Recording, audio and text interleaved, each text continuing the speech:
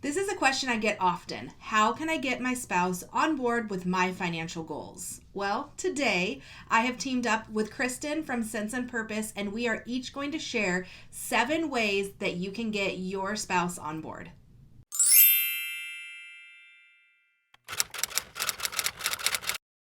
Hey guys, it's Alison with Baby Stepping to Freedom, where I share all about our financial journey and give you tips and tricks to help you reach financial freedom. So I'm really excited about this collab with Kristin from Sense and Purpose today because I get this question all the time. Someone says, how can I get my spouse on board? They are not on board with budgeting or working towards paying off debt or changing the way that we do finances. How can I get them on board? And this has kind of been a hard topic for me because I have been super fortunate in this journey that Aaron and I really reached that sick and tired moment at like the exact same time. And we both had that moment of we have to do something at essentially the same time. Like, we really didn't have to work to get each other on board. It just happened. And I think that was just luck for us.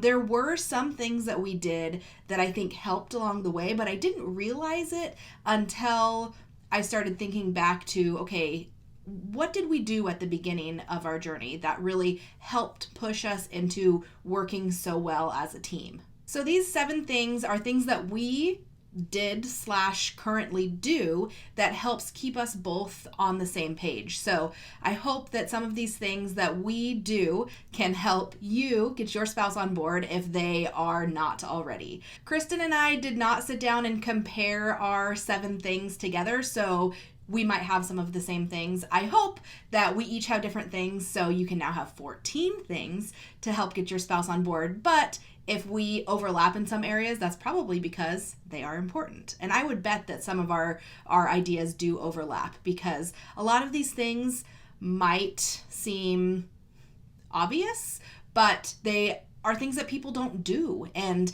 can make a huge difference.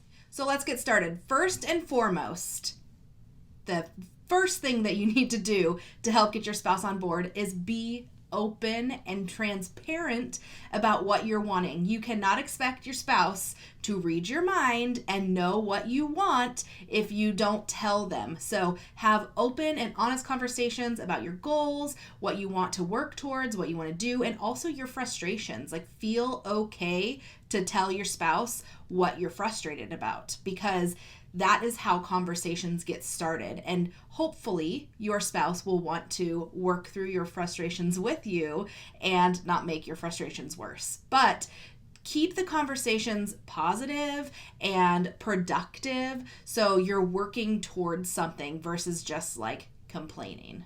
Next, come up with short and long-term goals together. So when we started our debt-free journey, we didn't have short and long-term financial goals. Like, we kind of generally knew what we were working towards, but not really. And so once we sat down and we were like, okay, what do we want to do financially? Like, what are we working towards? That drastically changed what we were doing, right? Because what we were doing in the moment didn't really work in reaching those goals. So once we had the goals that we both agreed on, we were like, okay, how do we get there? So we start at the goal and then we work our way backwards to how we're going to get there. So writing those goals together so we both knew what we were working towards and it was something that we both wanted had a huge impact for us. Number 3 is read a book together. Have like a mini book study, I guess. So you guys are both reading the same book about finance, obviously, and have some conversations, because a lot of times people don't know what to even talk about. Like, we need some conversation starters here. What's a topic that we can talk about that kind of gets some thoughts going? So we read The Total Money Makeover by Dave Ramsey together. I will leave a link down below for that book. I feel like everybody needs to read that book. Now, it's not like the one way to do things, but if you're feeling stuck and you don't know how to start and you don't know like what you're doing financially, that book really lays it out in a super clear, concise, straight to the point way that I think everybody who's struggling needs to hear. So read the Total Money Makeover together, or read another financial book that you might have heard of. I have lots of financial books here, but that gets the conversation going. So you can read the book out loud to each other. I know people who have done that, like sit down together at night and read a chapter together out loud and then talk about it, or read silently and then talk about it, whatever. That's what Erin and I did. We just both sat down and read the Total Money Makeover to ourselves, and then that got conversations started about what we wanted to do or what we didn't want to do, and that helped us move forward in reaching our financial goals. Number 4 probably should be like the first one. I don't know what's more important, number 1 or number 4, but make a budget together. So a lot of people have one person who like does the finances. No, do it together. That way you both know where you're at, what you're working towards, and what you're able to do. You can fit things in that have value for each of you. So if one person just really needs to be able to go out to lunch once a week, like that's what they need in order to feel like they still have a life, then fit it into the budget together. Or if you didn't realize how much you spent on clothes every month or various things, whatever it is, that opens up more conversations and helps you fine-tune your spending and meet your financial goals faster when both people know what's happening with the money. It's really difficult to have a team when only one person knows what's going on. So budget together, sit down together and talk about where your money's going, what you want to spend your money on each month, because it's not always the same. Things change. Now, there might be one person that like is like the team leader or like the budget head or whatever. I kind of consider myself the budget head because I like run the spreadsheet and I schedule the payments and make the transfers and do all that kind of stuff. But we still talk about every single thing together and we both know what's happening with our money. Number 5 is a tough one for a lot of people. Hear your spouse out and compromise. That is compromise right there. Meet your spouse in the middle. Having like an all or nothing mindset where when you're like, this is how it's going to be, and I'm not going to have it any other way. Like, that's not going to work for either side. So you have to hear out your spouse and compromise with them. You know, like they might not be willing to give something up. And if it's like, I have to have my daily coffee or I'm not going to do this. Well, like what would you rather have, the daily coffee or not doing it? Meet him in the middle. Okay, fine. Let's work in your daily coffee and then we can do all these other things. You know, sometimes you just have to meet in the middle and compromise because you're not going to reach your goals if you both like stand your ground and don't listen to the other person and hear them out. It's just not going to happen. So compromise, talk things out. And you know what? A lot of times your priorities change once you really get started. Like there were things that we would not be willing to give up that now we're like, who cares? Like, or things that we really wanted to buy and now we're like, I don't really know if I want to spend my money on that. So your priorities change as you go. And so it's important to just, you know, do what you need in the moment and then continue to reevaluate your priorities as you go. So maybe your compromising will change as you go. Number 6 is, I think, a hard one for some people and might be a big change for some people, but talk about money daily. So don't have money be this like hidden secret conversation where you just can't talk about it. Like have it be an open, going back to number 1, open, transparent, frequent, positive conversation. Open, transparent, frequent, positive. Those are going to be like my top 4 like most important things to know. But keep these conversations like happening all the time, because without that, it's still this like taboo conversation. Erin and I literally talk about something in regards to money every single day. And it might just be like, hey, I spent a little bit too much at Taco Bell, or like, hey, we should start talking about our retirement savings, or the other day we spent a long time talking about how we're going to start paying off our mortgage, and it was kind of like the first time that we really had a conversation about that. But keep your conversations around money happening all the time. Don't like make it naggy or negative. Just talk about money, make it a normal topic, just the same as whatever normal topic, like what you're having for dinner, what you spent your money on, or what you want to spend money on next month, or hey, we can't forget to budget for this.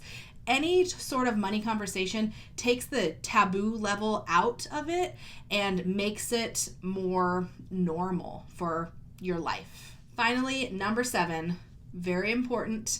Do not forget this one. Don't dwell on the past. We have all made mistakes. Erin and I made many mistakes together on our own, and once we decided that we were working towards something bigger, we had to forget all about those other things because we were working towards something more. So we had to not dwell on all that stuff in the past and just focus on our future and what we were working towards, and getting all that negative stuff out of our minds and moving forward from it. Before our debt-free journey, we both made lots of mistakes. We both felt guilty for those mistakes, and we often kind of went back to some of those negative feelings that we had from those mistakes, and it came up a lot in our conversations during our budgets and what we were wanting to work towards. And we finally had a moment where we had to say, like, okay, we are both guilty here. We don't need to continue feeling guilty, and we don't need to keep dwelling on these mistakes that we've made because it's not getting us anywhere. It's not helping our future. So let's pause, forget about those things, not focus on those things, and move forward. That is really when our journey had a switch, because we were focusing more on what we wanted versus the past. So keep in mind that you are working towards your future, not changing, well, kind of changing your past, I guess, but you're still working forward rather than dwelling on the past. And that can be hard sometimes, but when you get it out of your mind that all of those things can't be changed and they're done and over with, then you can really start focusing on the future. So the overarching theme in all 7 of these things is communication. Communication is what we're working on here. We're being open, we're having frequent conversations, we're having positive conversations, we are talking about what we want, and that is a huge switch for a lot of people. Finance now doesn't have this taboo factor that we can't talk about. We both know what we're working towards, and it's a positive conversation that we're both having. And when that happens, I think most people discover that their spouse slowly starts coming on board. That's important to remember, that most of the time getting on board towards the same goals is not like an instant thing. For us, it was kind of just luck that it happened instantly for us. We did focus on all of these 7 things that I discussed, but it was a really fast, like, hop on the wagon together for us. But when you are working with someone who is not quite on the same page as you, or doesn't quite have the same goals as you, or is just kind of not really prioritizing the same things as you, it takes time. And it's important to remember that it's not going to be instant, and priorities change over time. And by continuing to communicate about these things, you will eventually start coming together in what you are working towards. So I'm really excited to see Kristin's 7 things that she talks about. They might be the same. Like I mentioned, we didn't cross-reference here, but hopefully you can kind of get an idea of other things that you can do to get your spouse on board. I would bet that a lot of her things that she mentions has to do with communication too, because it is really the key factor in all of this. But our hope is to give you multiple things that you can take and work towards with your spouse, so you can both start working towards financial freedom together. If there's something that you've done that I didn't mention here, or maybe Kristin didn't mention, leave me a comment down below and let me know what has been successful for you, and that can help other people who are trying to figure this out as well. While you're down there, make sure you press the red subscribe button so you don't miss any upcoming videos. I want to thank Kristin from Sense and Purpose for doing this collaboration with me. Thank you for watching the video and stick it in there. I appreciate you being here, and I will see you next time.